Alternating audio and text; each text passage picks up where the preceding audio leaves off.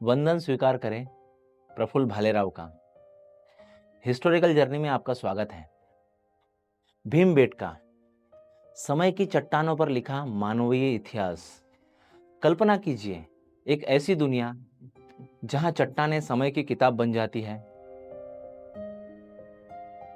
मध्य प्रदेश के रायसेन जिले में विंध्य पर्वतों की गोद में 750 से अधिक गुफाएं मानवता की सबसे पुरानी कहानी बयान करती हैं। यह है भीमबेटका, 40,000 साल पुरानी चित्रकारी का जादुई संसार, जहां ना कोई जाति थी, ना कोई भेद, सिर्फ इंसान और उनकी एकजुटता। आज जब हमारा समाज विभाजन और पर्यावरणीय संकटों से जूझ रहा है, भीमबेटका की संस्कृति हमें एकता, समानता और प्रकृति के साथ सामंजस्य की सीख भी देता है। आइए इन चट्टानों के साथ समय की यात्रा करें।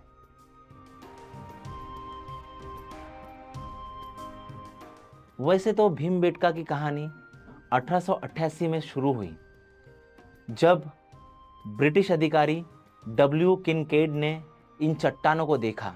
International journal of scientific and engineering research में उनके लेख का जिक्र मिलता है, जहां उन्होंने इसे आश्चर्यजनक रहस्यमय स्थान बताया। 20वीं सदी में पुरातत्वविदों ने इन गुफाओं को खोजा और दुनिया के सामने एक चमत्कार पेश हुआ। 750 गुफाएं, जिनमें 400 से ज्यादा में चित्रकारी, जो मानवीय सभ्यता के सबसे पुरानी गवाह पेश करते हैं। पुरातत्वविदों ने टोपोग्राफी, स्ट्रैटिग्राफी और रेडियो कार्बन डेटिंग से इन गुफाओं की उम्र तय की। भीमबेटका वर्ल्ड हेरिटेज सीरीज में एसबी ओटा बताते हैं कि यहाँ की चित्रकारी 40,000 साल पुराने पाषाण युग से लेकर 2,500 साल पुराने ऐतिहासिक काल तक की है। स्ट्रैटिग्राफी, जो कि मिट्टी की परतों का अध्ययन करती है, में ये दिखाया गया है कि जो मिट्टी की सबसे नीचे की परत है वो तकरीबन पाषाण युग तक की पाई गई है। 1 लाख साल पहले से यहाँ मानव बस्तियां पुष्टि होती है इस बात की।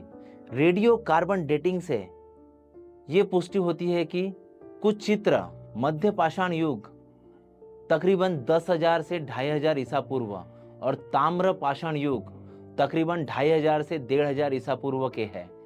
यहाँ मिले असूलियन काल के औजार और डिकिंसोनिया जैसे जीवाश्म, जो कि 550 मिलियन साल पुराने हो सकते हैं, भीमबेटका को पृथ्वी के प्राचीन जीवन का गवाह बनाते हैं। ये गुफाएं सिर्फ आश्चर्य नहीं थी, ये मानवता का पहला कैनवास थी। भीमबेटका गुफाएं जो अपने अंदर मानवीय इतिहास समेटे हुए हैं, यहाँ के चित्र दुनिया भर प्रसिद्ध है, जो कि लाल, सफेद, हरे और पीले रंगों में बनाए गए हैं, जिन्हें हेमाटाइट, चूना पत्थर और पौधों के रस के मिश्रण से बने हैं।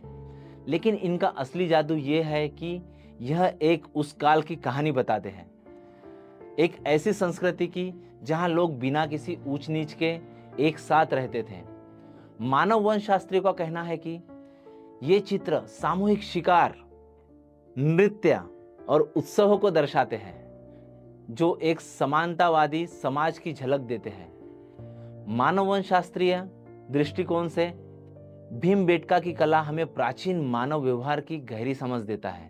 Pre historian rock art of India में इरविन न्यूमेरेक बताते हैं कि ये चित्र एक ऐसी संस्कृति को दर्शाते हैं जहां लोग सहयोग और साझेदारी में विश्वास रखते थे। यहाँ के अनेक चित्रों में लोग नाच रहे हैं, पुरुष, महिलाएं, बच्चे सब एक साथ, बिना किसी भेदभाव के।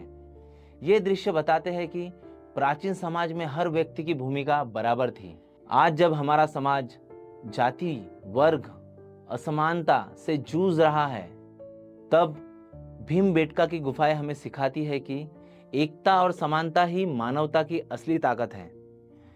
भीमबेटका की संस्कृति आज के लिए प्रासंगिक भी है। यहाँ की चट्टानें हमें प्रकृति के साथ सामंजस्य की सीख देती है। प्राचीन लोग यहाँ शिकार और भोजन संग्रह के लिए प्रकृति पर निर्भर थे, लेकिन उन्होंने प्रकृति का सम्मान किया। आज जब पूरी दुनिया जातीय पूंजीवाद, नस्लभेदी सोच और पर्यावरणीय संकटों का सामना कर रही है, तब भीमबेटका हमें याद दिलाता है कि प्रकृति के साथ संतुलन में जीना कितना जरूरी है। इसकी समतावादी संस्कृति हमें प्रेरित करती है कि हम एक ऐसी दुनिया बनाएं जहां हर इंसान की कीमत बराबर हो। भीमबेटका की सबसे बड़ी गुफा ऑडिटोरियम केव, जो कि पूरी दुनिया में प्रसिद्ध है, प्रकृति का एक चमत्कार है। इसका क्रॉस आकार और विशाल गोल दरवाजे का आकार इसे एक प्राकृतिक सौंदर्य बनाता है। यहाँ एक चित्र जो सूर्य की रोशनी में चमकता है, एक विशाल बाइसन जो एक इंसान पर हमला करते दिखता है। यह दृश्य इतना जीवंत है कि लगता है जैसे समय की दीवारें पिघल गई हो। भीमबेटका की कला दुनिया भर की प्राचीन संस्कृतियों से जुड़ती है। Rock art of the world में जीन क्लॉट्स बताते हैं कि 40,000 साल पुरानी भीमबेटका की चित्रकारी फ्रांस की लास्को गुफाएं जो 17,000 से 15,000 ईसा पूर्व और स्पेन की अल्टमिरा गुफाएं लगभग 36,000 साल से 14,000 ईसा पूर्व, ऑस्ट्रेलिया की काकाडू नेशनल पार्क जो 20,000 साल पुरानी और 10,000 साल पुरानी दक्षिण अफ्रीका के कालाहारी रेगिस्तान की बुशमैन कला से मिलती जुलती है। ये सभी संस्कृतियां दुनिया भर में शिकार, नृत्य और सामूहिक जीवन को दर्शाती है, जो मानवता की साझा विरासत को उजागर करती है। आधुनिक तकनीकी ने भीमबेटका के रहस्य को और खोला है। International journal of scientific and engineering research में एक अध्ययन बताता है कि सैटेलाइट इमेजरी और जीआईएस ने इन गुफाओं में भित्तिचित्र स्क्रिप्ट से भूवैज्ञानिक संदर्भ को समझने में मदद की। वैज्ञानिकों ने पाया कि ये चट्टानें लाखों साल पहले बनी और इनमें डिकिंसोनिया जैसे प्राचीन जीवाश्म मिले जो 550 मिलियन साल पुराने हो सकते हैं। ये खोजें न केवल मानवीय इतिहास बल्कि पृथ्वी के प्राचीन जीवन का गवाह बनाती है। भीमबेटका की संस्कृति आज भी जीवित है। अधिकतर भारतीय समुदायों के परंपराओं में उनके नृत्य, गीत और जीवन शैली उन प्राचीन चित्रों की गूंज है। मानव वंशशास्त्रियों का कहना है कि आज के ये समुदाय उसी सामूहिक और प्रकृति सम्मानीय जीवन शैली को जीते हैं जो एक वक्त भीमबेटका की चट्टानों पर उकेरी गई थी।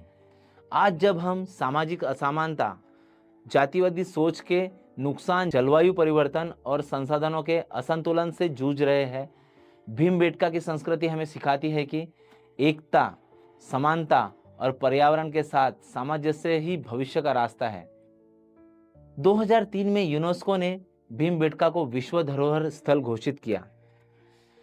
यूनेस्को वर्ल्ड हेरिटेज सेंटर के दस्तावेज कहते हैं कि ये गुफाएं मानवता की साझा धरोहर है। भोपाल से सिर्फ 40 किलोमीटर दूरी पर यह स्थान हर साल लाखों यात्रियों को बुलाता है। भीमबेटका हमें सिखाता है कि इंसानियत की शुरुआत बराबरी और सहयोग से हुई थी। ये चट्टानें हमें बताती है कि हजारों साल पहले लोग एक दूसरे के साथ कंधे से कंधा मिलाकर जीते थे। आज जब हमारा समाज विभाजन और संकटों से जूझ रहा है, भीमबेटका की संस्कृति हमें एकता की ताकत, प्रकृति के साथ सामंजस्य और समानता का महत्व सिखाती है। ये गुफाएं हमें प्रेरणा देती है कि हम एक ऐसी दुनिया बना सकते हैं जहां हर इंसान की कीमत बराबर हो। भीमबेटका सिर्फ एक स्थान नहीं, यह इंसानियत का आलिंगन है। ये चट्टानें हमें उन पहले इंसानों से जोड़ती है जिन्होंने अपनी कहानियाँ और अपने सपने और अपनी एकजुटता को चट्टानों पर अमर किया, और जो भारतीयों के पुरखे भी हैं। उस प्राचीन दुनिया को महसूस करें जहां हर इंसान की कहानी मायने रखती थी। धन्यवाद।